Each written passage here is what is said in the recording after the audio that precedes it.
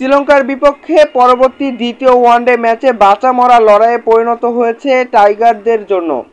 হারলে what wash, আর দু ম্যাচে দুটাতেই জিতলে সিরিজ জয়, এমন একটি পরিসংখ্যান টাইগারদের সামনে। তবে সেই দ্বিতীয় ওয়ানডে ম্যাচে কেমন একাদশ নিয়ে মাঠে নামতে পারেন টাইগাররা, বিস্তারিত বাকি অংশে। উইকেটের পেছনে দায়িত্ব সামলাতে হবে জাকির হাসান অনিককে যদি লিটন দাসকে দ্বিতীয় ওয়ানডে ম্যাচে টাইগারদের একাদশ থেকে বাইরে রাখা হয়। অভিজ্ঞতার বিবেচনা করে প্রথম ওয়ানডেতে দলে অন্তর্ভুক্ত করা হয়েছিল লিটন দাসকে, তবে প্রত্যাশিত পূরণ করতে পারেননি লিটন দাস। আরও একবার ব্যর্থ হয়েছেন বাংলাদেশ দল। শ্রীলঙ্কার বিপক্ষে পরবর্তী দ্বিতীয় ওয়ানডে ম্যাচে বাঁচা মরা লড়াই পরিণত হয়েছে টাইগারদের সামনে। হারলে হোয়াট ওয়াশ, আর দু ম্যাচে দুটাতে জিতলে হবে সিরিজ, এমন একটি সমীকরণে বাংলাদেশের দলে দ্বিতীয় ওয়ানডেতে আসতে পারে পরিবর্তন। ওপেনিংয়ে তানজিম হাসানের সাথে বেশি ক্ষণ না থাকলেও ইমনের ওপর আস্থা রাখতে পারে ম্যানেজমেন্ট।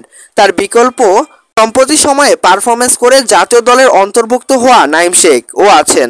দ্বিতীয় ওয়ানডে আগামী 5 জুলাই তানভীর হোসেনের জায়গায় রিশাদ হোসেনের অন্তর্ভুক্ত হলে বোলিং এবং ব্যাটিংয়ের পাশাপাশি শেষ অংশে ব্যাটিংয়ে পাওয়ার ফিটিং করতে দেখা যাবে লেখিকে। আর লিটন দাসের জায়গায় অতিরিক্ত ব্যাটসম্যান হিসাবে নেওয়া হতে পারে শামীম হোসেন পাটোয়ারিকে।